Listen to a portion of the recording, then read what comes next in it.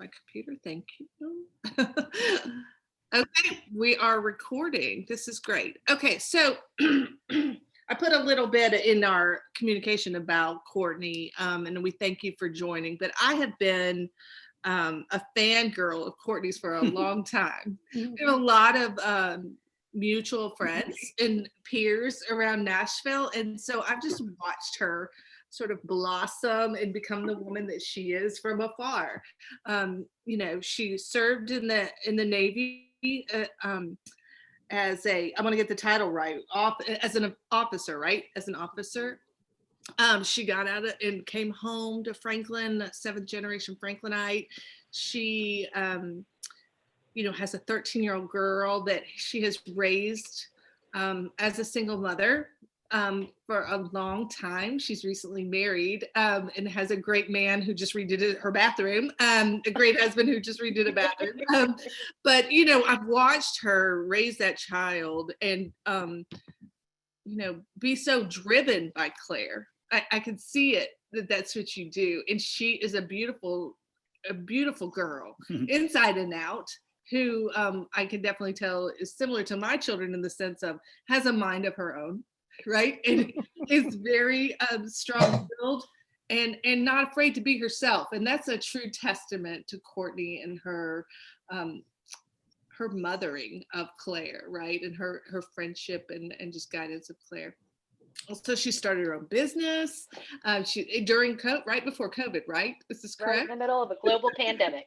Yeah. Started her own consulting business. She ran for office in the state legislature in 2016. Is that right? I think that's right. Yes. And just ran an amazing campaign.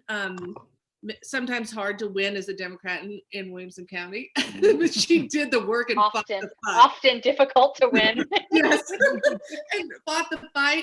And what I do love also is that she is encouraging women to run, right, and continuing to do that work today, and campaigning for everyone and anyone, right, like just out there doing the work. I see it every year, and I just appreciate that so much, Courtenay. And I. Like I said, I'm a fangirl, so I'll stop being the fangirl now. and let you, let you talk about some of the work you've done in the discussion as a what is our role, right?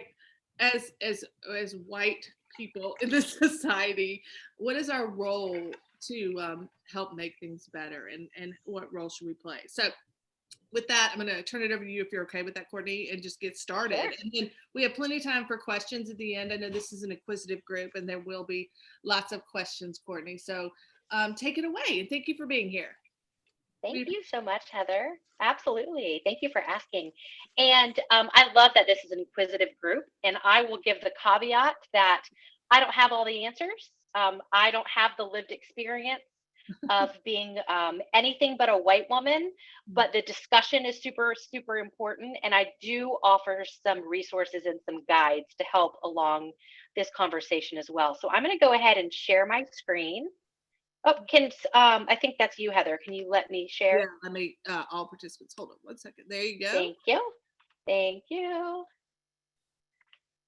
All right. All right, so I want to make sure you can see my screen. Yep.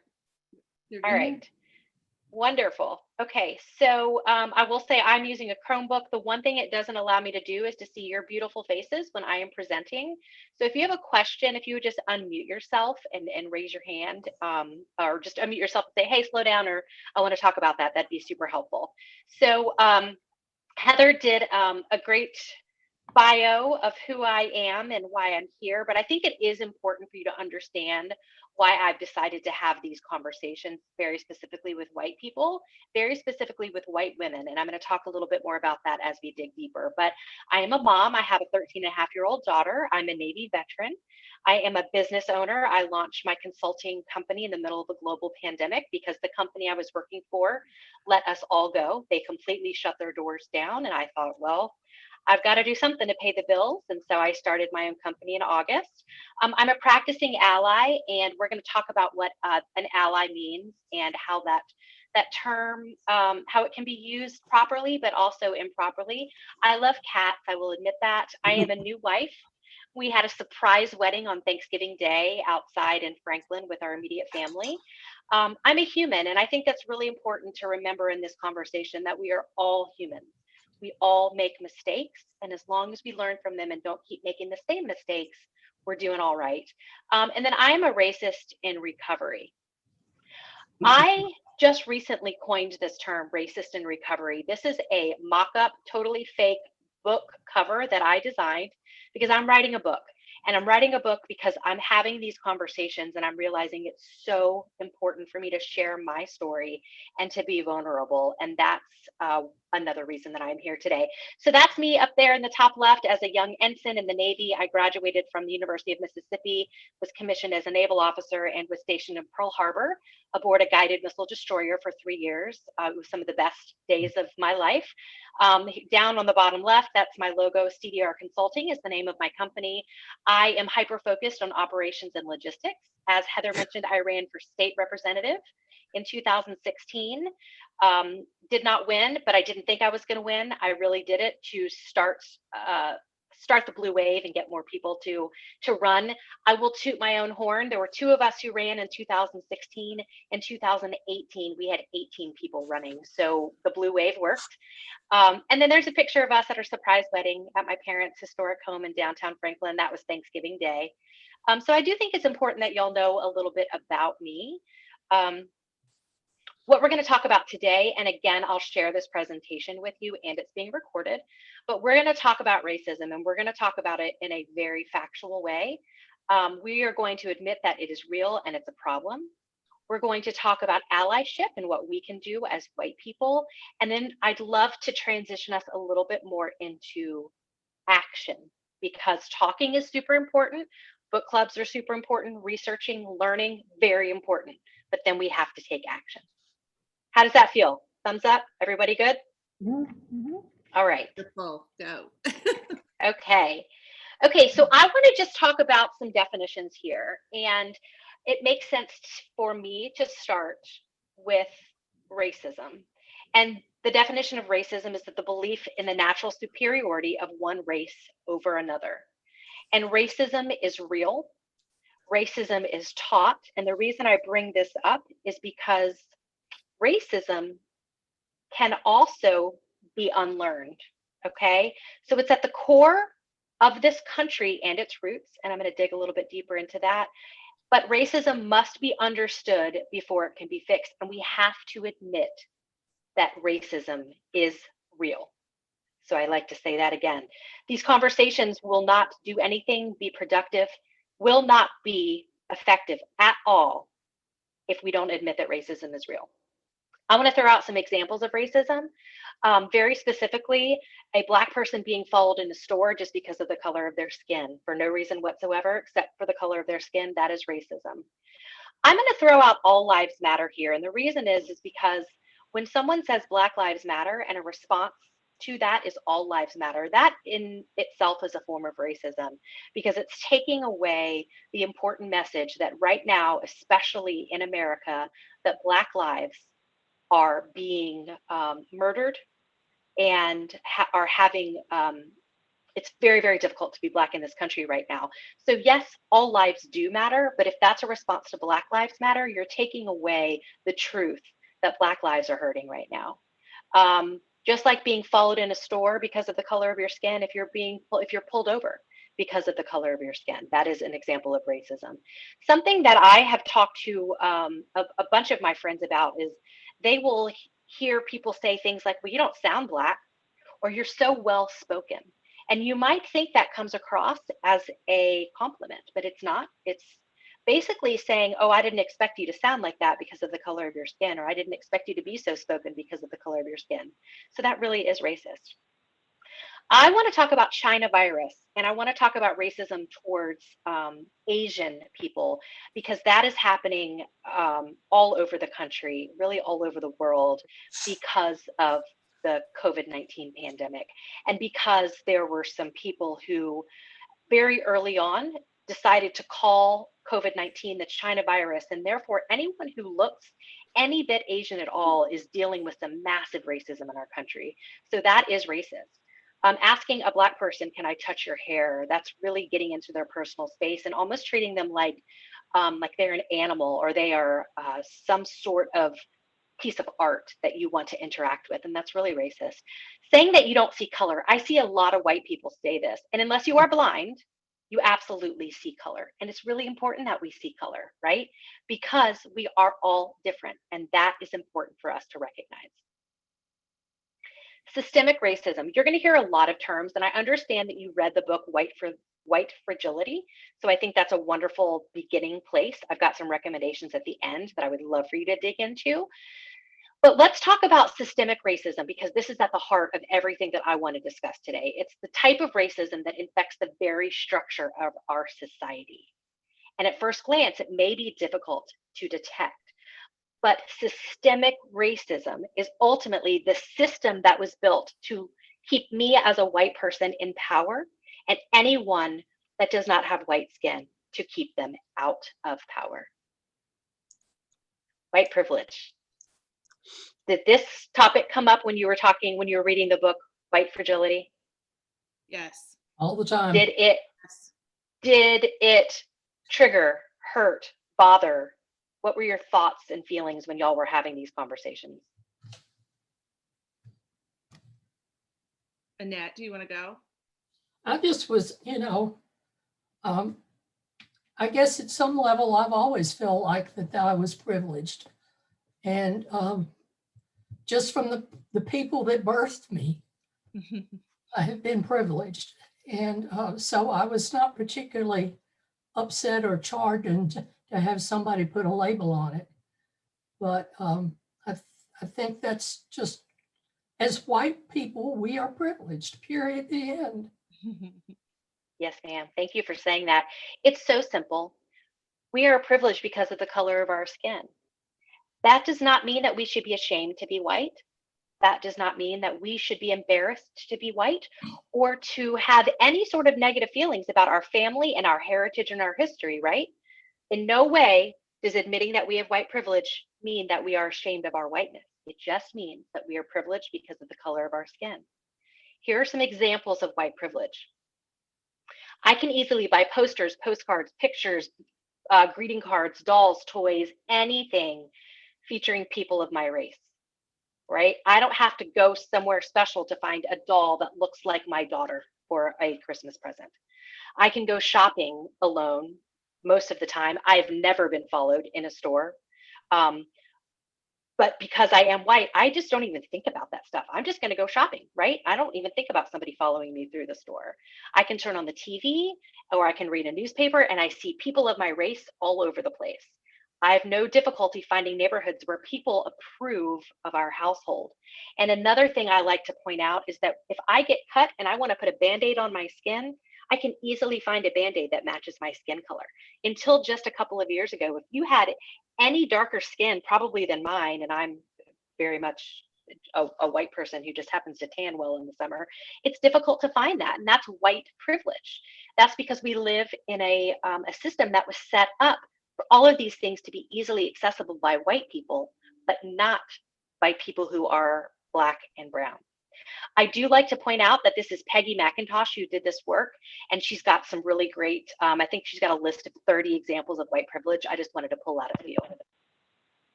Allyship is specifically what Heather reached out to me to talk about. So I don't recreate wheels if I don't have to. So I took this right from a tool called the Guide to Allyship. The website is guidetoallyship.com. I give them full credit for this. These are very simple concepts to start thinking about when you talk about what does it look like to be an ally. Take on the struggle as your own. That's empathy. So that's putting yourself in their shoes. Stand up even when you feel scared, and this is tough, but this is really, really important for us because guess what? We're not going to get shot by the police because we have white skin, but our Black or brown friend who is standing next to us very well could. It's really important as an ally to transfer the benefits of your privilege to those who lack it. For example, perhaps maybe I have been asked to speak on a panel and I look and I see that there are absolutely no people of color. What I'm going to do is first turn down that opportunity because I'm not going to be part of that. But I will also come back and say, I'm going to give you a list of 10 people who I think would be great for this, because it's important that you hear their voice on this. So that's taking my privilege and I'm transferring that benefit to those who lack it. Acknowledge that even though you feel pain, the conversation is not about you. So you're hearing a Black or a brown person talking about this and you're thinking like, oh, wow, yeah, that stinks. Gosh, one time this happened. Nope, not the place for it. Not the place for it at all. Be willing to own your own mistakes and then decenter yourself. This happens all the time. It goes back to me saying we're humans, right? So I mess up all the time, but it's okay. And I also don't need to make it about me. Decenter myself and make it about the Black and brown people that I'm trying to be an ally for. And understand that your education is up to you and no one else. So I made the mistake a few years ago of asking one of my Black girlfriends um, what she thinks I should do about a family member of mine who did not understand racism. And I thought I was asking her because she's really smart and she has all these, and she is very smart. But ultimately, what I was doing is I was taking something that was up to me to educate my white family member and asking a Black woman to do emotional labor as well as actual intellectual labor to help me when she's a Black woman walking through this world without the protection of white skin. So that's why I love that Heather asked me to have this conversation with you as a group of white people. So I'm going to go a little further from allyship into what I call an activist. Maybe it's an accomplice. The abolitionist is a word that I've heard. So this is the action part of what we're talking about. So activism is taking all of this information and then doing something with it. So can you have a conversation with someone in your friend group or your family group or your church group that you think might need to hear this? That is taking it from learning into action. This is a really simple thing to do. Support the work, art, and businesses of people of color. Every day I make a decision. If I need a new vendor or I am looking for someone to speak at a panel or that I'm hiring for something, I decide I'm going to first start to look for Black or brown people to fill this role. I'm very supportive also of hiring women as much as possible. So the folks that I do business with don't look like me. And that feels really great. I also learn a lot about what it is to not be a white person in this country because I'm trying to surround myself with people who are not white. Understand and begin to take responsibility for your power and privilege. I think you're doing that. I think this conversation is proving that you're doing it, but it's a daily reminder. Interrupt racial stereotypes when you hear them. Call it out. This is tough, and it's really tough with our friends and our family. So when the racist uncle starts telling a racist joke at Thanksgiving, this is where you, as an ally turned activist, steps up and says, Uncle Joe, can you tell me more about why you feel that way? And you don't do it afterwards. You do it in the moment. And you do it in the moment because that's when it matters. And this is one of the toughest things for me. But I've learned to ask questions and say, gosh, what do you mean by that? Or, Uncle Joe, that doesn't feel good to me. Can you tell me why you feel that way? So what I've done is I've not called Uncle Joe, you're a racist, because that's going to probably start a fight, right? That's going to make Thanksgiving dessert real uncomfortable. But I'll say, oh, tell me more. And then when someone says something racist and they start to have to explain it, it starts to click in their brain. And I know this because I used to be racist Uncle Joe at Thanksgiving. So I'd like to wrap this up here talking about, again, don't ask your Black and brown friends how to solve an issue around racism. Now, that is different than hiring a professional who has lived experience to help you with these types of issues and topics at work. So absolutely hire Black and brown people to help you, but don't ask any of them to do this for you for free. So I have a dear friend, her name is Christy Pruitt Haynes. She's an amazing human. And we did a group, a panel discussion in February, and she came up with this. And so I just have asked her if I can use it, and I give her credit for it. So we're going to talk about what's the difference between an ally, and I want to use the word accomplice. I just think it feels better and stronger.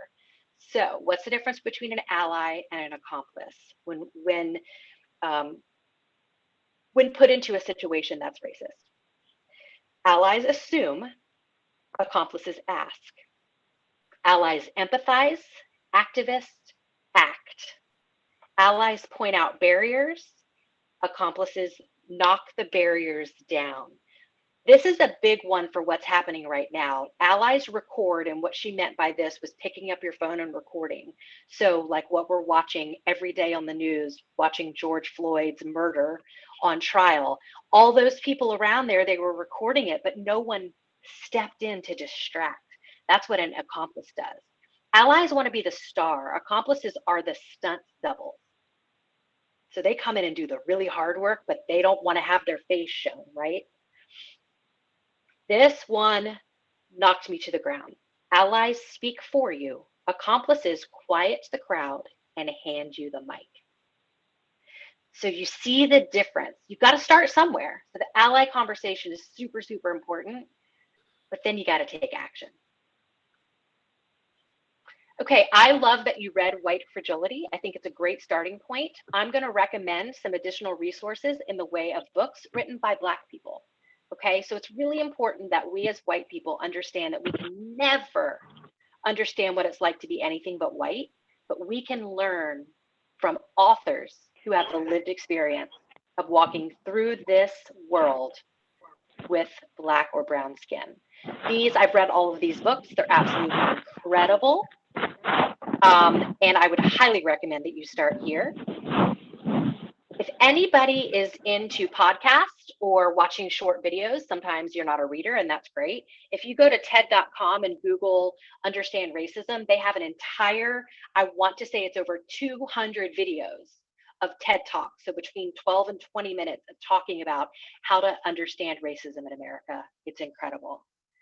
I get a daily email, and it's called Anti-Racism Daily, and it is sent to me, and it is a guide to help me as a white person continue to do anti-racist work. And what this woman puts together with a group of other people is just mind-blowing and beautiful, but it's things that you would never think of as a white person, which is the whole point of this, right? So Anti-Racism Daily, and that is free. I love podcasts. I will say I don't listen to them as much because I haven't had to commute in the past year or so. But when I'm working, I listen to podcasts. Brene Brown, she's delightful. She has a new series on Spotify called Unlocking Us, and she has some tough conversations, and I'm here for it.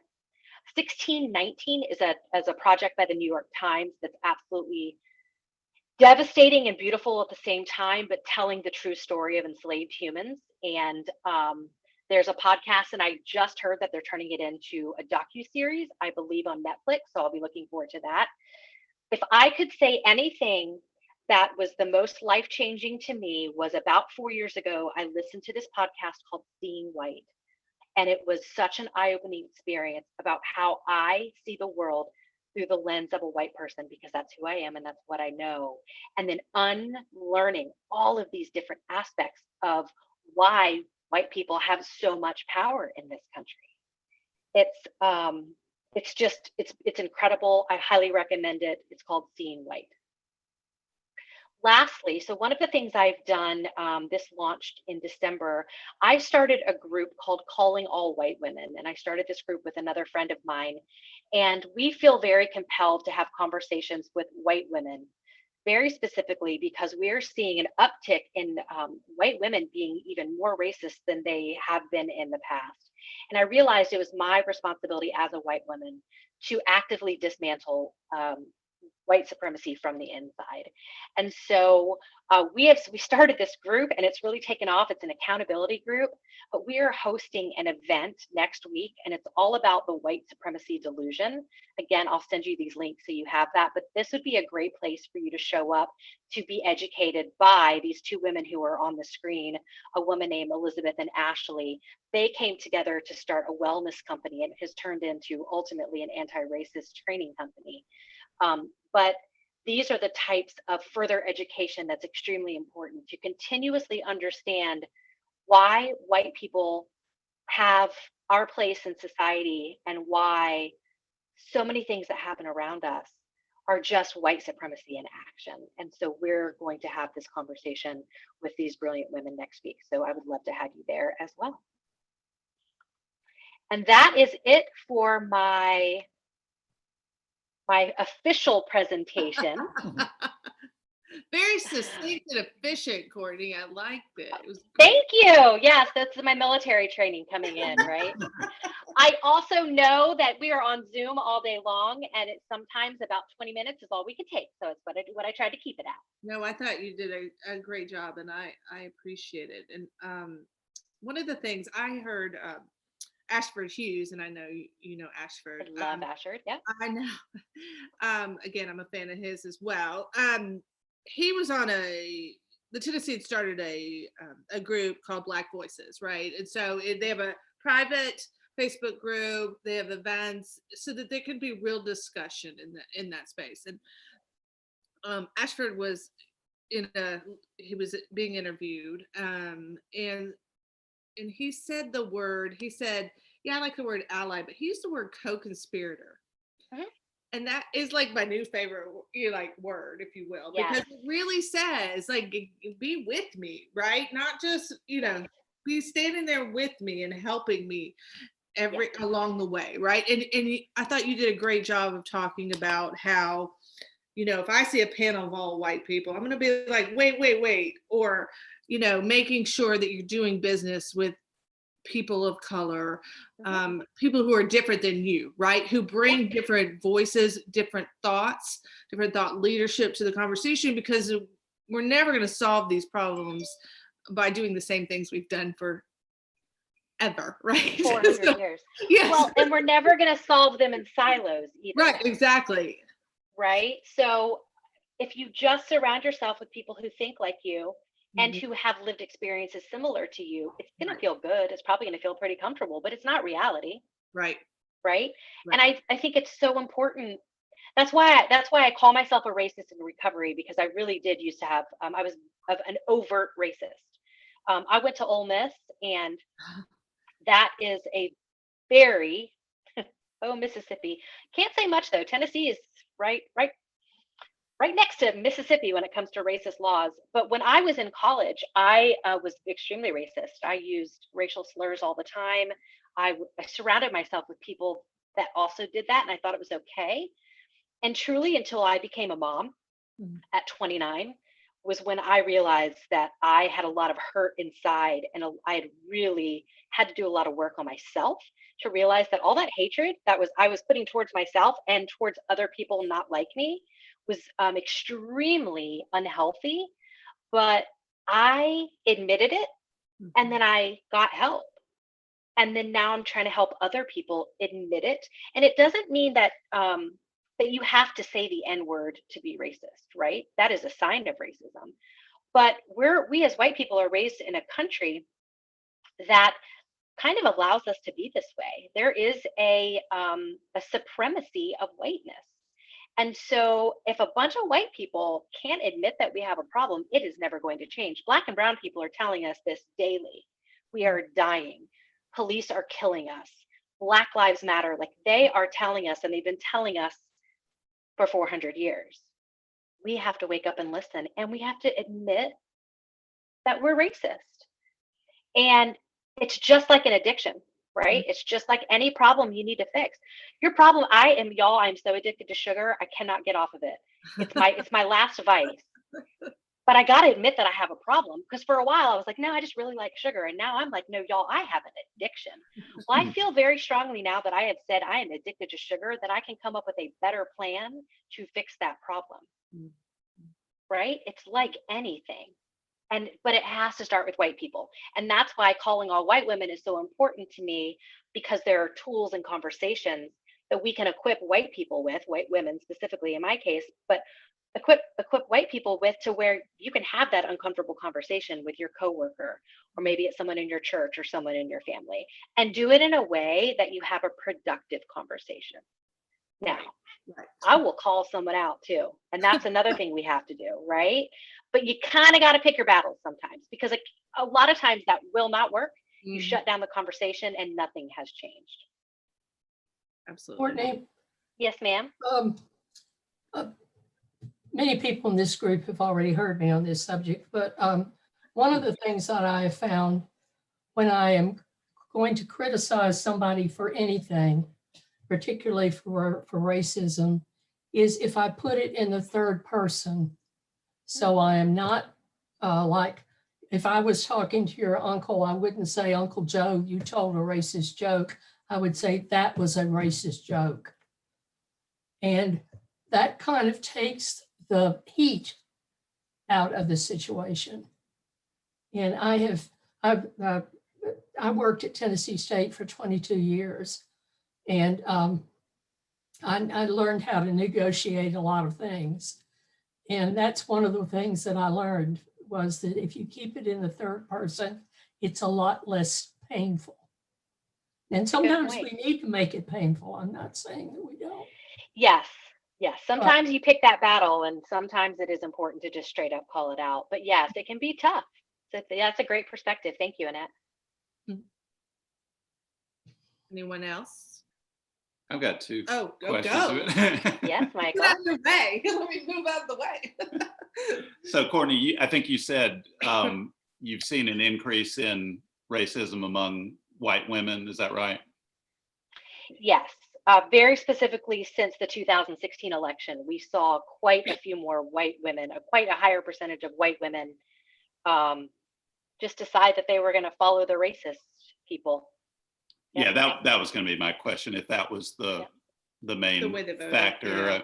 It also could be that Trump, as with many things, kind of highlighted something that was already there and just amplified it and focused it. But yeah, that was my first question. And then second, and this is not I'm not asking this snarkily or to be witty, but is it easy to find Black people to do business with in Williamson County?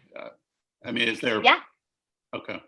Yep, absolutely. And I do business with people all over the country, but yes, absolutely. And I decided to give any free time that I might have, I donate to Black-led organizations.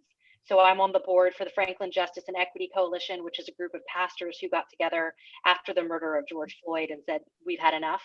And so I'm a board member for them. I'm also on the board. I'm an officer of the Williamson County Democratic Party. And that is important to me because we are doing the work of also getting into the communities here in Williamson County that are being, their voices are being just shuttered, right? So absolutely, like anything, it just takes a conscious effort. Yeah. Yep. But I have everything from the person who does my hair to the person who does my facials. I mean, like, I just decided that I'm going to do business with mostly Black women. And I tell you what, is the best decision I've ever made, because if you want anything done the right way, ask a woman to do it. If you want it done to perfection and in a way that you could never imagine, ask a Black woman to do it. Because imagine being a Black woman in this country. It's already tough being a woman, but we're white women. Imagine being a Black woman. Yep. But like anything, it's like I decide where I'm going to spend my money. I don't spend my money certain places because I just don't believe in, in their politics or whatever that may be. So it's a decision I make daily. Courtney, I wanted to ask, have you worked with the Equity Alliance? Yes, I am a board member of the Equity Alliance. Oh, you are? Awesome. I am. Yeah, I'm on their fundraising board, the Pledge 21 fundraising board. Yes, Charlene Oliver is a dear friend. She ran my communications when I ran for office in 2016. Wonderful. Yeah, and when I lost and I knew I was going to lose, I looked at her. I said, "Next time, I'm going to run your campaign." Yes. So, yes. So I'm still hoping for that one. But yes, so I am very involved with the Equity Alliance. One of the things that you have to do, if you want to be a member of Calling All White Women, there's not a fee to join, but we ask for proof that you've invested your time and money into a Black-led initiative. Because what we're not trying to do is erase the work of Black women, especially, who are already doing this work. We are amplifying their voices and then using our privilege to talk to our people, because it's our people who need to get our act together. Thank you. Sure thing. I'll do a plug. $21, Equity Alliance. They're doing a huge fundraiser. I do it. Yes, the Equity Alliance is a group that came together ultimately from a political perspective to try to get more Black voices to to vote, but also feel safe and confident in voting. And they are, they're changing the landscape here in Tennessee. You know, I know they did a lot of work registering people for the last election. Do you know the percentage of increase? I don't know the percentage, but in 2018, I think they registered 60,000 people, Black people, to vote in Nashville. And that was just when they were focused on Nashville. Right, Now they're all across the state. right? Now they're the whole They're in state. Chattanooga. Yeah, they're in Chattanooga right now for that race. Yeah, So yeah. Yep. Very good. Thank you. Sure thing. Julie, you're off mute. Did you have a question? Oh, I'm going to say something. Well, can't go an evening without opening my mouth.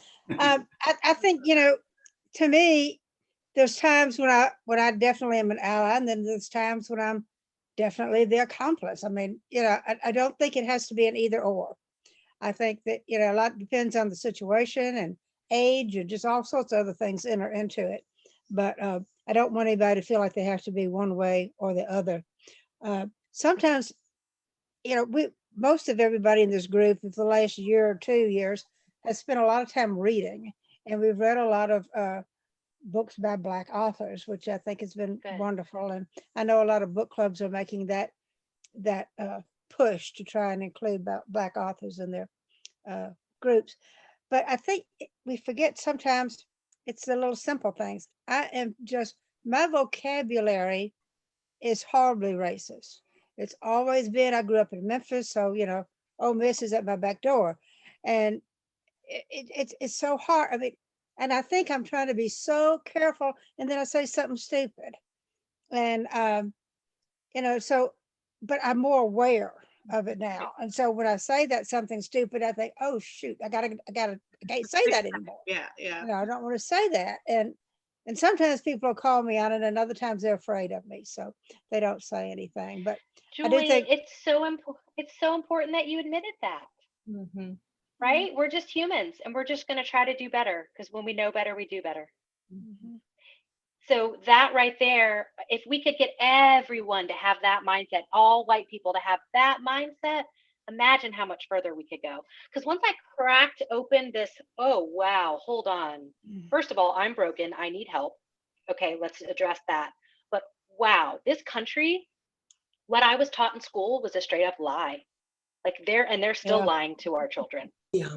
But now that I have that information and that knowledge, I feel confident in standing up with the truth and then helping other people to understand the truth. And I saw a question in chat. Oh, that's a direct message. Did you want me to answer that, Alan? You should. Or do you want to have? So who do I consider the Black leaders in Nashville? I would say anyone in Nashville who is a leader who has Black skin. It depends on what industry we're talking about. I think what happened to Dr. Joseph at the school system was incredibly racist. He was quite a voice and advocate for the students in Nashville, and was unfortunate that he's no longer here. The Equity Alliance, the folks that I just mentioned, they're absolute leaders. Ashford Hughes, that Heather just mentioned. I think that just like if someone were to ask who the white leaders are, we would never put the word white in front of it, right? We would just say leaders. But until that happens with Black people and brown people, we have to continue to use that word to describe them. In a perfect world, we're leaders. We're humans working together, but the white people haven't allowed that yet. Our need for power and the ultimate supremacy has not allowed that to happen.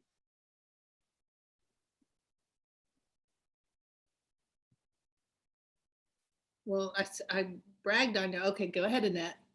Yes, ma'am.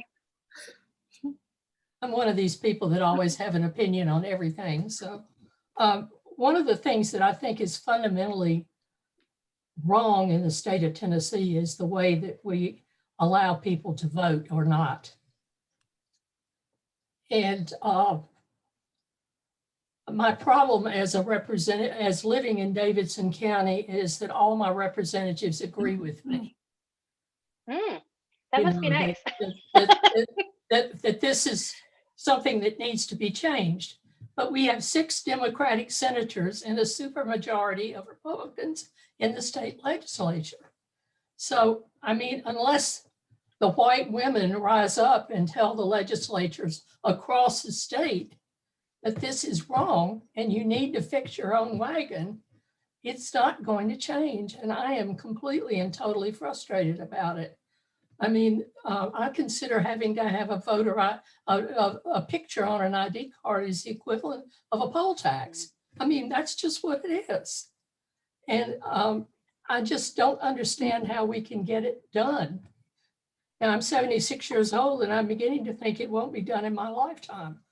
But yeah, we have a serious problem in Tennessee, and I'll say in the South. The new TNDP chair, Hendrell Remus, if you've not met him, he's from Memphis. He is an amazing human. I really like Representative Cooper. I think he's done a great job. He now has a primary opponent in the way of Odessa Kelly. If you want to talk about leaders in Nashville, she is one of them. She's running against Jim Cooper because he doesn't represent his district anymore. And I think we as white women should all get behind people like Odessa and other Black people running for office, give them as much money as we can afford and as much time as physically possible.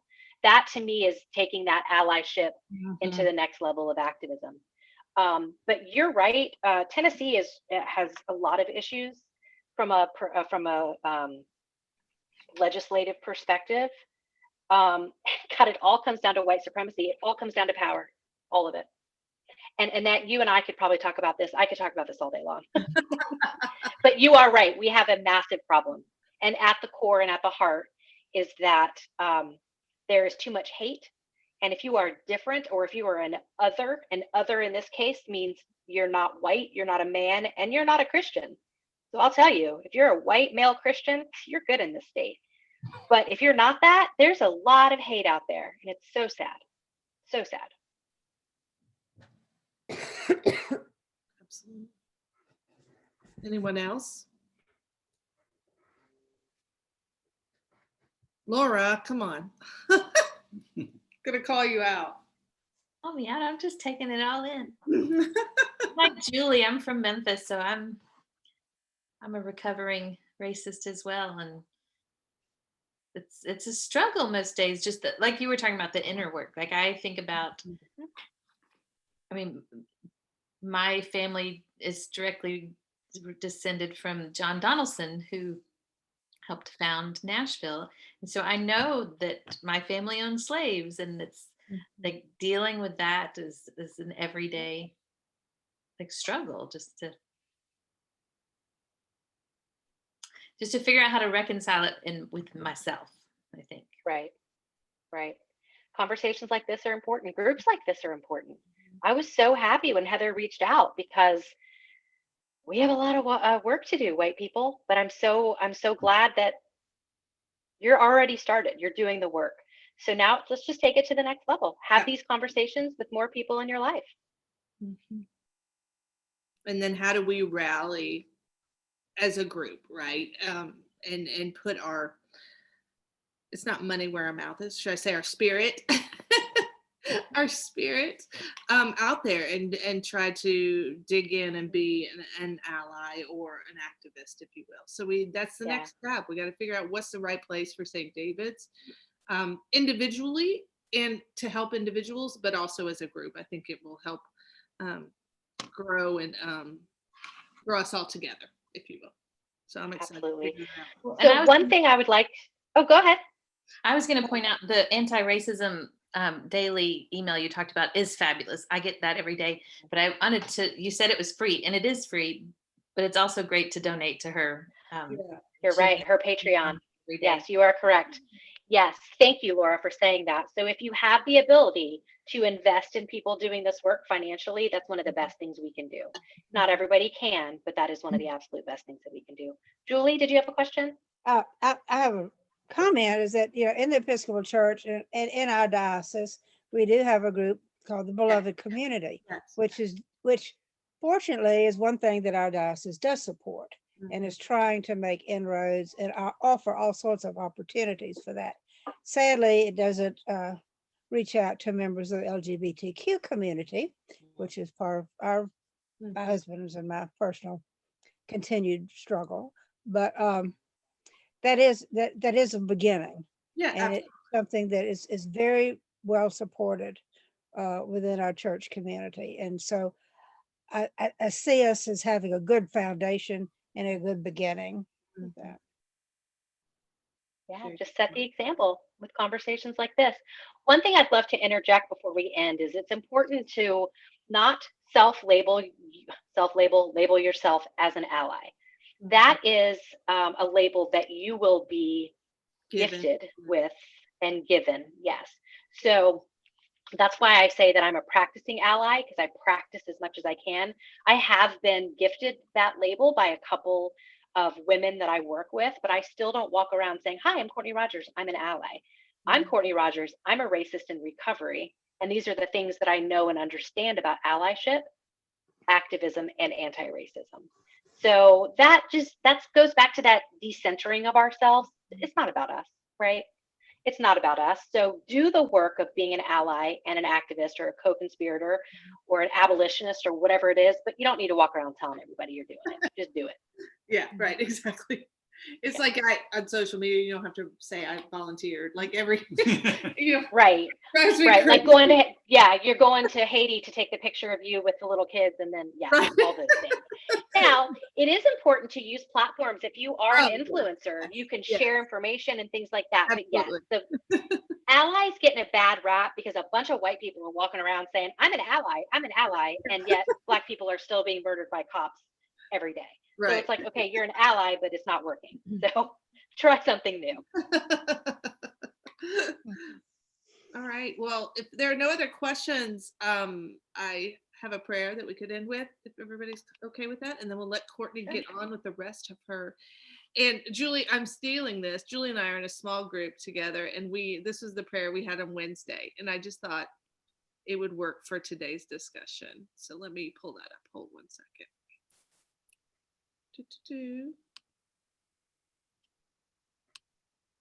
Okay. Lord, it is night. The night is for stillness. Let us be still in the presence of God. It is night after a long day. What has been done has been done. What has not been done has not been done. Let it be. The night is dark. Let our fears of the darkness of the world and our own lives rest in you. The night is quiet. Let the quietness of your peace enfold us, all dear to us and all who have no peace. The night heralds the dawn. Let us look expectantly to a new day, new joys, new possibilities. In your name we pray. Amen. And then there's a last line by Micah, which I love. What does the Lord require of you but to do justly and to love mercy and to walk humbly with your God? Amen. Again. Will you send that to us too with everything? Yes. Yeah, absolutely. Yeah, and Heather, I'll download this PDF and send it over to you as well. Okay, yes, I got to get back to see y'all. I've lost y'all. Hold Just on go back down to the bottom. to this. Well, no, just. I can't get it to come up. There we go. Okay, sorry, I couldn't get it to come up. Thank you. Technical difficulties. Thank goodness I have my to help me. You have your IT man. My IT man right here. He's like, just push that button. Just push. Bad news. Bad news when you're my IT person. We do it together, right? Like that's how we get through it all. We're doing everything together.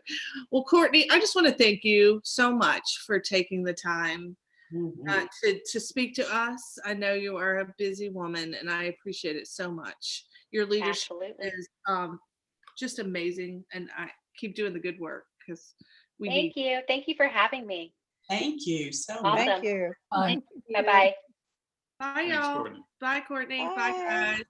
Bye. Thank you, Heather. Thank you, Heather. Bye, y'all. Thank you.